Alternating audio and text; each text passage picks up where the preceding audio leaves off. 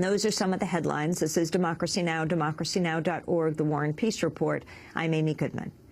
As the largest NATO summit in the organization's 63 years came to a close, NATO leaders in Chicago endorsed plans to hand control of Afghanistan over to its own security forces by the middle of next year. The two-day meeting brought together leaders from more than 50 countries, including 28 NATO members, as well as Afghan President Hamid Karzai and Pakistani President Asif Ali Zardari. Heads of state confirmed NATO combat troops would be withdrawn by the end of 2014, with only training units remaining. President Obama addressed a news conference as the summit came to an end. Since last year, we've been transitioning parts of Afghanistan to the Afghan National Security Forces, and that has enabled our troops to start coming home. Indeed, we're in the process of drawing down 33,000 U.S. troops by the end of this summer. Here in Chicago, we reached agreement on the next milestone in that transition. At the ISAF meeting this morning, we agreed that Afghan forces will take the lead for combat operations next year, in mid-2013. At that time, ISAF forces will have shifted from combat to a support role in all parts of the country. Our coalition is committed to this plan to bring our war in Afghanistan to a responsible end. We also agreed on what NATO's relationship with Afghanistan will look like after 2014. NATO will continue to train, advise, and assist and support Afghan forces as they grow stronger. And while this summit has not been a pledging conference, it's been encouraging to see a number of countries making significant financial commitments to sustain Afghanistan's progress in the years ahead. President Obama, speaking at the close of the NATO summit last night in his hometown of Chicago, Pakistani President Asif Ali Zardari received a last-minute invitation to attend the summit last week. He met only in passing with President Obama, and no agreement was reached on reopening supply routes to NATO in Afghanistan, a step seen as essential to an orderly withdrawal. To discuss the significance of the NATO summit and the planned withdrawal from Afghanistan and whether NATO should exist at all, we're joined by two guests. In Washington, D.C., Phyllis Bennis, a fellow at the Institute for Policy Studies. She's written a number of books, including Ending the U.S. War in Afghanistan, a primer, and Challenging Empire, How People, Governments, and the UN Defy U.S. Power. And in Burlington, Vermont, we're joined by Stan Sloan, European security expert at the CIA from the late 1960s until 1999. He was also a senior specialist at the Congressional Research Service. Since retiring from government service, he's taught at Middlebury College in Vermont. His most recent book is Permanent Alliance, NATO and the Transatlantic Bargain, From Truman to Obama. I'd like to start with Stan Sloan, the significance of the NATO summit and your assessment of what they concluded. Good morning. My pleasure to be with you this morning. The NATO summit, I think, did what it was expected to do in terms of laying down a plan for the departure from Afghanistan. It is one that will satisfy nobody, but it was important that NATO follow in the steps that the United States had already taken with President Obama's trip to Kabul and the signature of an agreement on how the United States would withdraw and what the status of its remaining forces would be afterwards. So I think that was expected. The alliance also acknowledged that it's dealing with a very difficult set of circumstances, with resources available for defense declining in all countries, and trying to put together a plan, which is referred to by some as smart defense, a plan for using resources more effectively. I know some people I've talked to would prefer that it be called smarter defense, because the Allies have been trying to do this more or less throughout the history of the alliance, and so perhaps in these times the alliance does have to be smarter. There's no guarantee that what has happened at Chicago will produce the kind of results that are desired, but at least it shows that all the allies are headed in the same direction. Phyllis Bennis, you were in Chicago. Thousands of people were protesting outside.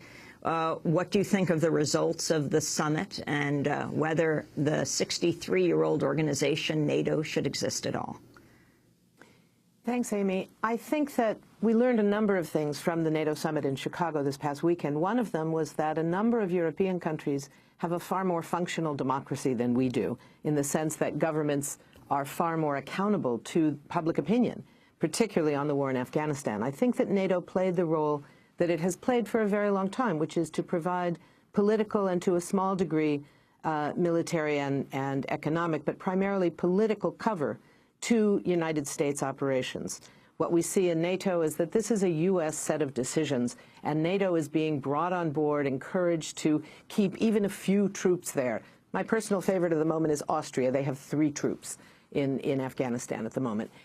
You know, this is designed to make it appear to be a multilateral operation in Afghanistan. And in fact, this is a U.S. operation and needs to be treated as such. I think that what we're dealing with is a scenario in which a relic of the Cold War, the NATO alliance, which was always designed in a far more offensive way than defensive, I think, has reached, if it hadn't before, and we can argue that separately, but certainly has reached the end of any shred of legitimacy in this period of history. You know, this is really about the hammer and the nail. When you're a hammer, everything looks like a nail. When you're a military alliance, every problem looks like it requires a military solution. NATO is a giant, big hammer. The problem is Afghanistan is not a nail. Libya is not a nail. These are political problems that need to be dealt with politically. And by empowering more than any other regional organization a military alliance, NATO is really serving to undermine the goal of the United Nations Charter, which speaks of the importance of regional organizations in political terms for nonviolent resolution of disputes, not to put such a primacy and privilege on military regional institutions that really reflect the most powerful parts of the world. Stan Sloan, your response. Well, my response is qualified, I guess, by the fact that I'm a confirmed Atlanticist. What does that mean? It means that I believe that having allies in this alliance for the United States serves our interests, serves our national interests. For the Europeans, and I just got back from Prague last week where I was talking to citizens of the Czech Republic about this. For Europeans, having the alliance with the United States serves their interest. So that's my bias to as a going-in position.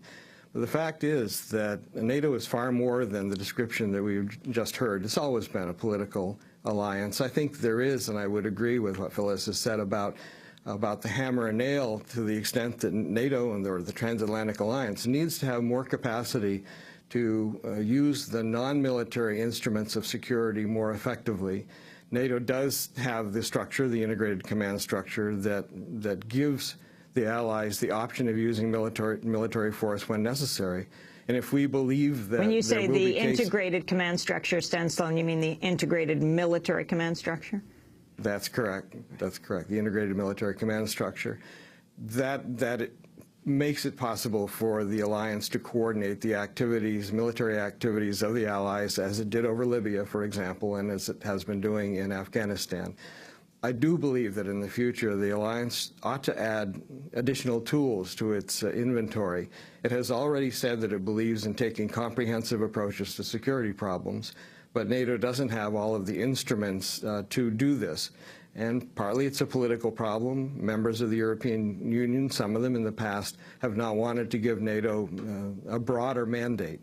But I think now it is increasingly important for the transatlantic alliance, for the allies to be able to work together in diplomacy, use of other instruments of national power to try to prevent crises from becoming violent. We have the ability to deal with them when they become violent if we're asked, if we're given an international mandate to intervene. And then I think the alliance needs tools to deal with the post-conflict environment, when you need a peace and resolution capacity, which again requires the coordination of diplomacy and economic tools. So the alliance has been a lot of things for a lot of years, and I think as long as the member states regard cooperation among them as valuable and even necessary if they have to use military force, they will continue to judge that we need the alliance. Phyllis Bennis, your response. Well, I think first of all we have to separate out what people think and what governments do. And I think if we look at Europe, there is a vast majority of Europeans who would, for example, want to get U.S. military forces and particularly U.S. military equipment, namely bombs, out of Europe. We've seen huge movements across Europe. So the notion that, quote, Europeans want this level of U.S. intervention, I think, is not really true. I think that we have to be clear that what's needed in the world is very much what Stan is talking about, ways of resolving disputes without resorting to violence, etc. The problem is NATO is a military alliance, and charging it with doing non-military things, giving it more power, more influence, would be a disaster. If we want to, for example, look at Kosovo, which supporters of NATO love to point to as a great human rights accomplishment, I think there are serious problems with that assessment given the number of casualties that happened after and during NATO's intervention. But aside from the ultimate consequences, the fact that the decision to intervene militarily in Kosovo was taken not in the UN Security Council, which international law and the UN Charter say is the only place that can decide on that kind of intervention legally, but was given instead to the NATO High Command to make that decision, as if that's somehow equally legitimate, because everyone knew that it wouldn't be possible to get unanimity in the Security Council, that was a serious breach of international law and a serious problem when you had, right before the NATO intervention in Kosovo, you had the first involvement of the OSCE, the Organization for Security and Cooperation in Europe, a non-military collaborative effort that had monitors on the ground. Instead of shoring them up, perhaps even providing some kind of armed protection for them so they could continue and strengthen their work, they were withdrawn. So the possibility of negotiations was simply taken away. That's what happened in Libya. The possibility of negotiations based on perhaps a combined effort of the Arab League, part of whom did not support the NATO intervention, and the African Union, none of which supported the NATO intervention. There could have been some kind of negotiated settlement with far less civilian casualty levels, far lower levels of national trauma, and far more success than what we're seeing now in Libya. So I think that this notion of relying on NATO for things outside of its purview, NATO is a great military alliance. It does a really good job at what militaries do, killing people and breaking things. When we talk about cleaning up the pieces, you don't send in the same bull that broke the cups in the china shop. Last month, we spoke to Lieutenant Colonel Daniel Davis, the most prominent active-duty service member, to question the U.S. war in Afghanistan. In a report following his second year-long deployment in Afghanistan, Davis was skeptical about whether Afghan security forces could take on what NATO and U.S. forces have been unable to fully accomplish themselves. If you're telling me that with 100,000 U.S. troops and about 50,000 NATO troops throughout the entire amount of time that we had the surge forces in there, if they were unable to materially degrade the Taliban, then what logic are you going to place that as we're taking 33,000 out, as we're drawing down significant amounts of financial inputs, that suddenly the Afghan security forces, who have been unable to, with our help, to knock down the Taliban, are now suddenly going to be able to do it on their own? I don't see the logic in that, frankly. That's Lieutenant Colonel Daniel Davis. Stan Sloan, your response as we wrap up. I think there are good arguments to be made on both sides of this question. Certainly, there is a possibility that once the United States has withdrawn combat forces, that the central government in Kabul could even fall, and that security forces would not be able to do the mission. Who knows? It's a difficult question. I think the president is in a difficult spot, and he's made some choices reflecting the desire of the American people and the people of the other alliance countries to end the commitment to combat there, and hoping that, in fact, there will be some degree of stability possible in the wake of the withdrawal. Let me make just a quick comment on the question of what NATO is and what NATO isn't. In Kosovo, Phyllis was talking about the decision of the Allies to go into Kosovo without a UN Security Council resolution. That resolution was not possible because both Russia and China would veto such a resolution. And I think that probably I would agree with those who say that when something, in the view of American interests, and for that matter European interests, when something needs to be done, that if Russia and China are blocking it, then there need to be other options for dealing with it. And that's what happened in Kosovo.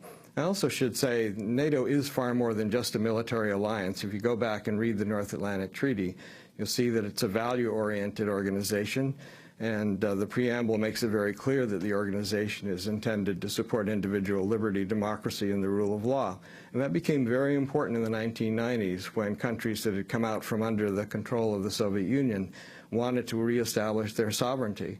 The 1995 NATO enlargement report made it very clear that these countries would have to establish democratic systems and control over the military by civilian authority, and all these things that these countries needed to do because they wanted so badly to get the protection of being a NATO member.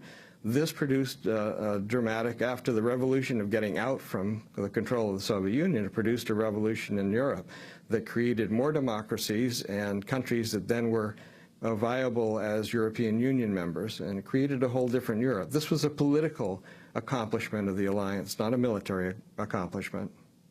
Finally, your response, Phyllis Bennis. I think that that was much more the accomplishment of the European Union than NATO. And I think at the end of the day, when we look at the major work that the NATO military alliance is conducting today in Afghanistan, I think that the great singer-songwriter Phil Oakes, writing about Vietnam, had it right about NATO and the U.S. in Afghanistan. We're fighting in a war we lost before the war began. And finally, that issue of what you feel, Phyllis Bennis, needs to happen in Afghanistan now. I think there needs to be a much faster pullout, and it needs to be a complete pullout. What we're hearing now, the decision that was endorsed, the U.S. decision endorsed in Afghanistan, in the NATO summit, was for a partial pullout, leaving behind somewhere probably between 16,000 and 20,000 U.S. troops who will be doing training, but who will also be doing special operations. That means it's Green Berets being left behind.